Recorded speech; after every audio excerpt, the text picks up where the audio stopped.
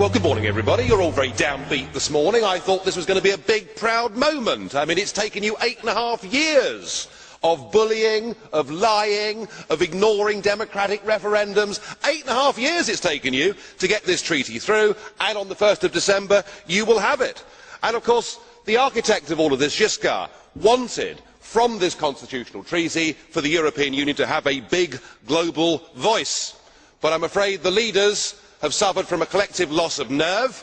They've decided that they want their faces to be up on the global stage, not somebody from the European Union, and so we've got appointed a couple of political pygmies. The Kissinger question of who to call in Europe hasn't really been answered, has it? I guess the answer can only be Mr Barroso, because he's the only one that anybody in the world has ever heard of, and is probably the big winner out of these posts. No wonder, sir, you look so happy this morning.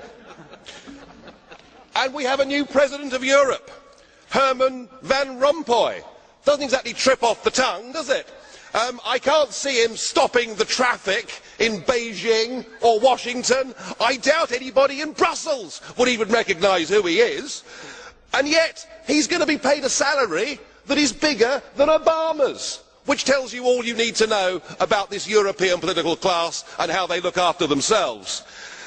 But at least he's an elected politician, unlike Baroness Cathy Ashton, who really is the true representation of the modern day political class. In some ways she's ideal, isn't she? She's never had a proper job and she's never been elected to anything in her life. So I guess she's perfect for this European Union. Excuse me, Mr Farage. Yes. I would like to put down your postages. You made your presentation. Right, okay. Is Just enough for calm us. down, chaps. Okay, Calm down, chaps. please continue.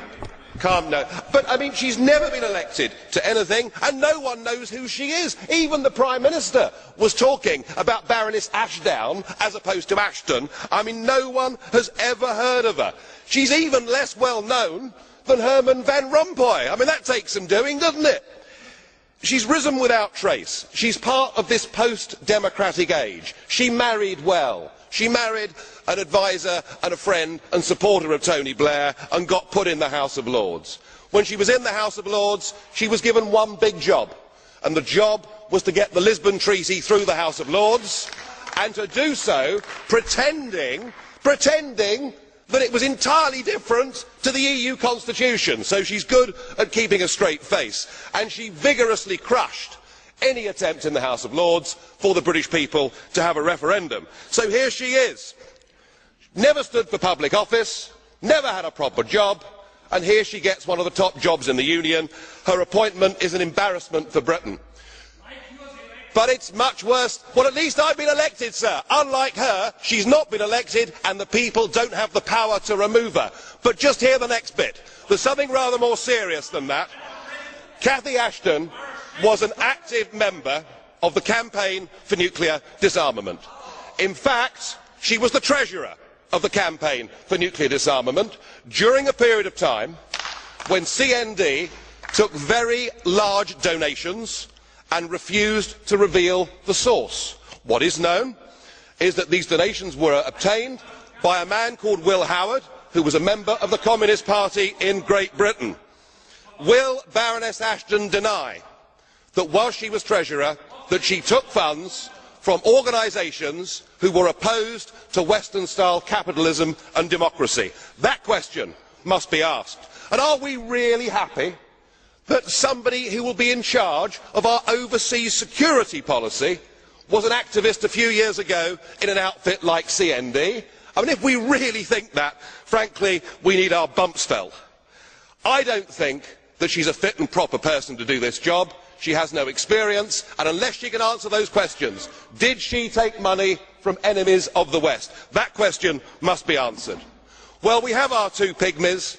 We'll have the bland leading the bland, but I'm not celebrating, because they'll press on with political union, and whilst our leaders may have saved face for the moment for themselves on the international stage, they have all betrayed their national democracies. The European state is here. We're about to get an avalanche of new laws because of this Lisbon Treaty, and there's no question in my mind that there has to be a full, free, fair referendum in the United Kingdom to decide whether we stay part of this union or not. I hope and pray that we vote to leave, but either way, the people simply must be asked. Thank you.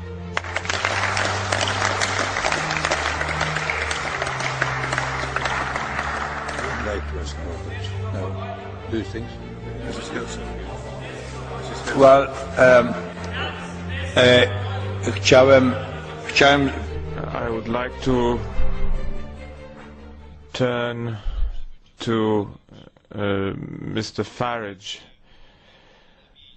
It would be most appropriate if you turned your tone down, because certain expressions are not acceptable to everybody. I would like to ask you whether you would like to accept a question from some of the members as the blue card question. Madam Herzog. I'm just curious. Please. What is? Yeah. Well, maybe. Madam Herzog, please. Mr. President, Mr. Farage has said that those people they were elected last week are not those the traffic will stop to let them go. And this is why we elected them, because we wanted to elect people who will make the traffic move for all European citizens to get a better life to themselves. And this is what they will do. Mr. Rompuy and Mr. Cathy Ashton are 4 people, and the 480 million Europeans will know it soon. I think this is the stake, and we have to stand for them. We have to save their integrity, personal integrity. And Mr. Farage, I'd like to say something, Hungarian quotation for you.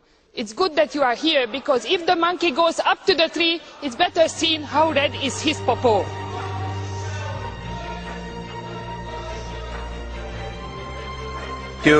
Thank you. Yes, please. Thank you. With respect, I think you've completely missed the point, because twice you said the people that were elected last week. They have not been elected. That is the point that I'm making, and in the case of Baroness Ashton, she has never been elected to public office in her entire life. She takes an enormously powerful job, and the peoples of Europe, of Britain, of everywhere else do not have the power to hold her to account and to remove her, and that fundamentally is what is wrong with this whole European Union. It's all about bureaucracy versus democracy. Things have gone horribly wrong. But, Mr. President, can I please come back and ask you the question? You seem to imply that I'd said something that was inappropriate or over the top or wrong. Could you please explain what that was? I want to know. Some way of explanation of the way of selection of the so important people for the European Union, and what you say about the whole issue which is connected with that. It is just, by my opinion, absolutely improper to the whole situation. Well, it is my opinion, colleague. Okay, fine. When you were elected, when you were elected as President, you said you would act as a neutral President to ensure that all sides of the debate were given their chance to have a say.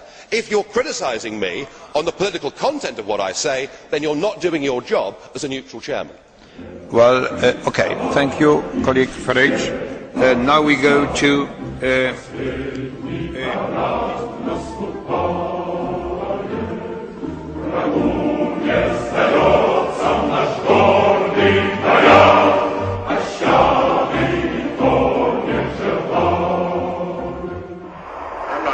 That at all. Who elected these guys to run the planet?